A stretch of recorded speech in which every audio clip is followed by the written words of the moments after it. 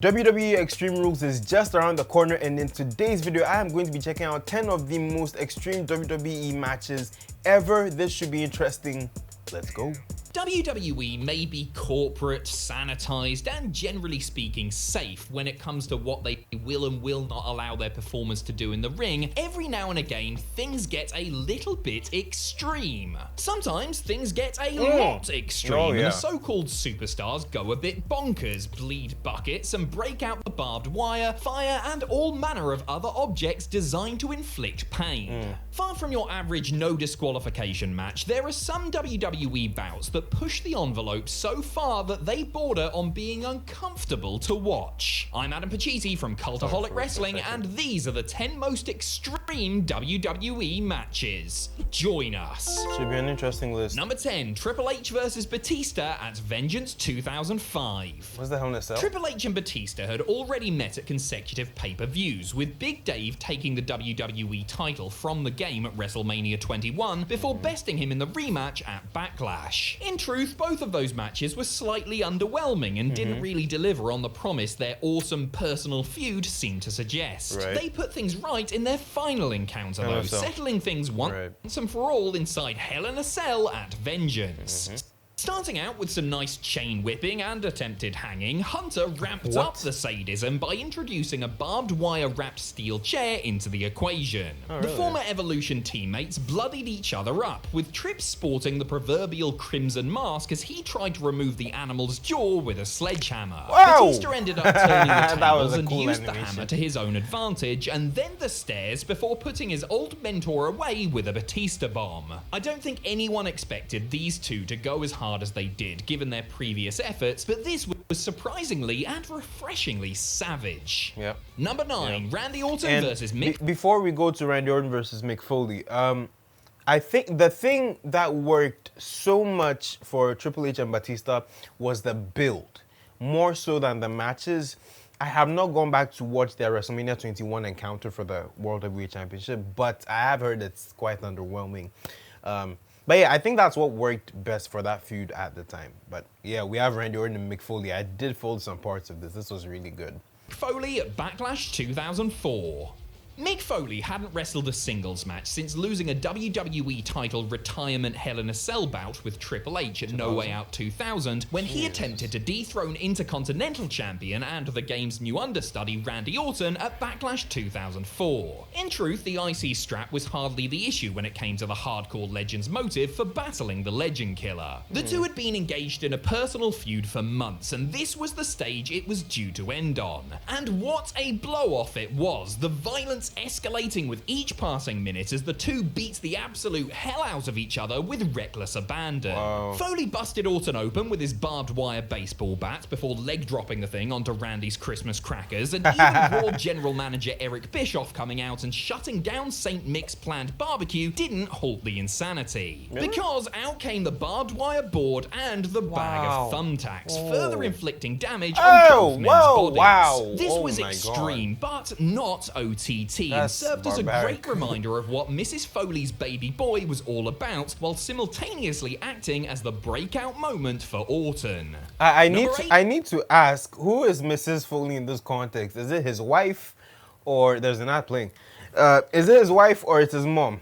Clearly it's his mom, but I'm just throwing that out there because I really don't know sometimes. Number 8, Ric Flair versus Mick Foley at Summerslam 2006. A history of real-life animosity fueled the feud and eventual matches between Ric Flair and Mick Foley in 2006. After purposefully dogging it in their 2 out of 3 falls bout at Vengeance, Foley entered a more appropriate performance when they met a second time in an I Quit match at SummerSlam. And I think he was working The Nature Boy had embraced an extreme side he probably didn't realize he had that year, doing his bit in TLC and ladder matches and having a gory ECW title match with The Big Show where he ended up rolling around in thumbtacks, no doubt all the while pining for the days he used to exchange headlocks and arm drags with Ricky Steamboats. The dirtiest player in the game took another trip to the tacks at SummerSlam and also took a few hefty shots with a barbed wire board, but he gave just as good as he got and proved that an old dog can learn new tricks. The tricks in this case being swinging a barbed wire baseball bat and sending Mick Foley flying backwards off the apron onto a trash can.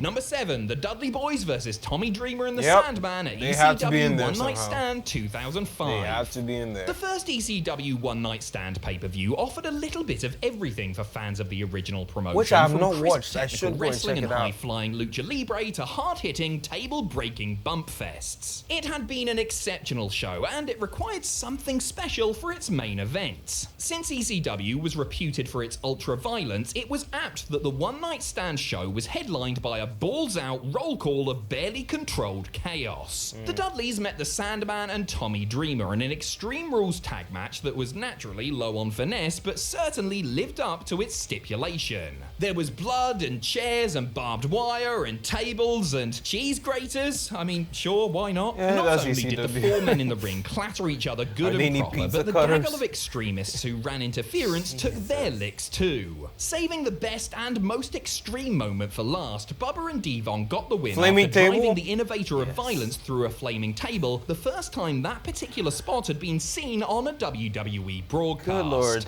Number 6, Cactus Jack versus Triple H at Royal Rumble 2000. This is Mick Foley's second Mick entry. Foley and Triple H had a very enjoyable Falls Count Anywhere match on the September 22nd, 1997 episode of Raw, which ended when Foley, as Cactus Jack, pile drove the game through a table on the stage. That stunt looked like child's play compared to what the hardcore legend and the cerebral assassin cooked up almost 2.5 years later when they met once more inside Madison Square Garden, only this time with Hunter's WWE title on the line in a street fight. A match that solidified Triple H as the real deal. It was also one of Foley's last great matches of his full-time in-ring career. Knowing he was going to hang up the socks sooner rather than later, Foley did everything in his power to put on a performance to remember in the world's most famous arena and subjected himself to some serious abuse in a bid to get his opponent over. Right, and I was watching WWE Untold, I Am the Game. It's on the WWE Network, cheap plug. But I remember Triple H mentioned he did not know that there was like a whole piece of wood in the back of his leg during the match. And he only felt it after the match was done because there was so much adrenaline. And he realized he was bleeding. If you go back and look at it, I think you would see that. And that's how come he had to be stretchered out. That was part of the reason. Like, he did not know there was that much like of a big piece of wood in there. So just thought I'd throw that out there in case they don't mention it. Coup de grace was Foley turning himself into a human pincushion after receiving a pedigree on the thumbtacks. A breathtaking finish to the intensifying kind. You see, there it is. There it is right there. I will zoom it in the video. But you can see right here, that is where the wood is. And he doesn't know at this point in time, which is crazy. Wrestling, anyway, man. Number 5, John Cena versus JBL at Judgment Day 2005. Boy. If this match is on there, I want to see Eddie Guerrero and JBL in this. I need to see it, but we'll see. When John Cena won the WWE title by beating long-reigning champion JBL at WrestleMania 21, he knew it was time to step up and step up big. His first major test was an I Quit rematch with the former champ in the main event of Judgment Day 2005. He came through in a major way in what turned out to be an epic bloodbath and a then career best performance ably assisted by his brawling savvy dance partner. The turning point came when JBL decked Big Match John with a chair and Cena sprung a gusher in an almost identical scene to JBL's match with Eddie Guerrero. Exactly the previous a year. year. Exactly From there, a they year. fought on the tall Texan's limo and around the set, with JBL's head being put through a television and his a own big car man. window before he took a fall through the table. Commandeering a giant pipe from a DJ truck he'd made his entrance on, Ruck Falls, baby, Cena was going to blast Bradshaw with it when the challenger cried uncle. Undeterred, Cena used the pipe to smash the also bloody JBL through some glass anyway. Now, Sugar that glass. is extreme. Sugar glass. Extremely spiteful, that is. Yes. Number 4, Mick Foley versus Oh yeah, Edge at this has to WrestleMania be on there. 22. Mick Foley's. Mick Foley's next major match after his classic with Randy Orton was a WrestleMania meeting with Edge. Alright, look, I know he did a match against Carlito at Taboo Tuesday 2005 Really? where fans voted for him to wrestle as Mankind, but that whole thing was a bit rubbish and I'd rather pretend he only reappeared to feud with a rated R superstar, okay?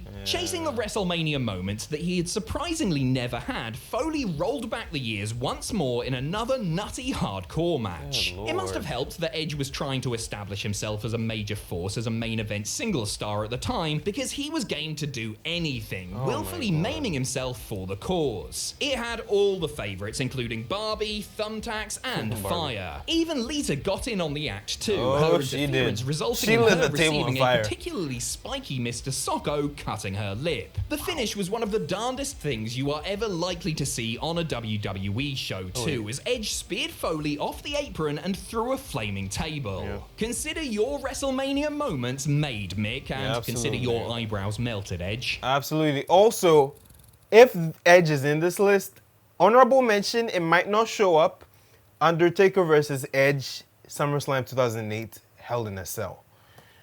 Oh boy, let's see. Number 3, Mick Foley, Edge and Lita versus Tommy Dreamer, Terry Funk, and Beulah McGillicuddy at ECW One Night Stand 2006. A couple of months after trying to scar each other at the showcase of the Immortals, Edge and Foley were thick as thieves and teaming up against two of ECW's most beloved stars. The teams were set to compete in a hardcore rules tag match at the second One Night Stand pay-per-view, when it was changed to an intergender 6-person affair just beforehand, adding Beulah McGillicuddy and Lita to the mix as well. Everyone did their bits, but Foley and Funk in particular went at it like it was Kawasaki 1995 and ended the match entangled in a barbed wire board. Prior to that, the board had been used plenty, as had the barbed wire bat, a ladder, and a flaming barbed wire 2x4. Good lord! There was violent intent behind everything they did, with Dreamer at one point trying to garrote the Ultimate Opportunist with a strand of barbed wire. Why? Naturally, the rabid crowd in the Hammerstein ballroom ate it all up, and speaking of having fun, Edge looked rather happy to come out on top. So this is where it came from. Literally. Okay. That is very, very interesting. I should go check these matches out. I have not watched a majority of them, but that's largely a Mick Foley video anyway. Number 2, Shane McMahon versus Kurt Angle at King of the Ring 2001.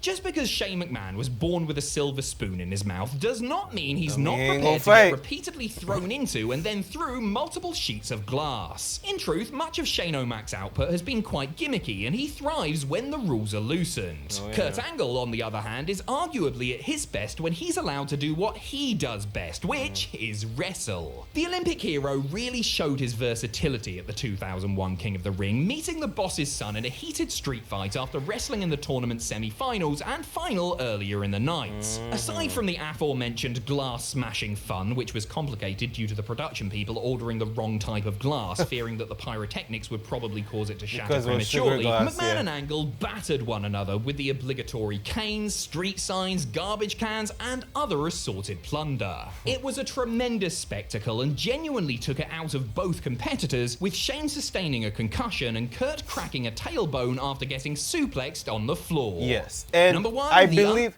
Oh, okay, this was going to show up anyway, but I believe the reason Shane got the concussion was when they went for the suplex on the glass the first time.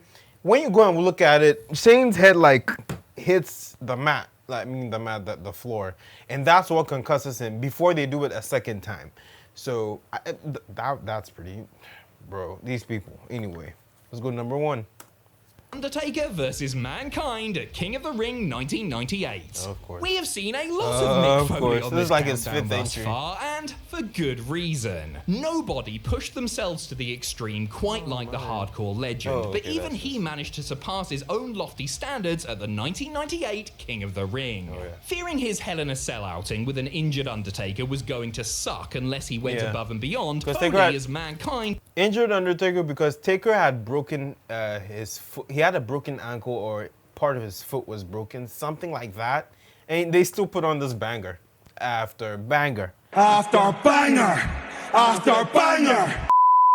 Went up and over the top of the cell, that is. We've all seen him sailing first off and then through the top of that damn cage seemingly more times than we've wiped our own backsides, as they are two of the most endlessly replayed moments in wrestling history. Absolutely. What tends to be forgotten about is what happened after Mick took the second bump. Absolutely. Not only did he continue the match as his tooth stuck out of his nose, he carried on the plan and let the Phenom chuck him about at will, capping things off with a ride onto his old old friends, the Thumbtacks. Oh, yeah. It has been almost a quarter of a century since this all went down, and nobody, mercifully, has come close to matching its extremeness. Mercifully, right. This was a great video to check out. Glad I did.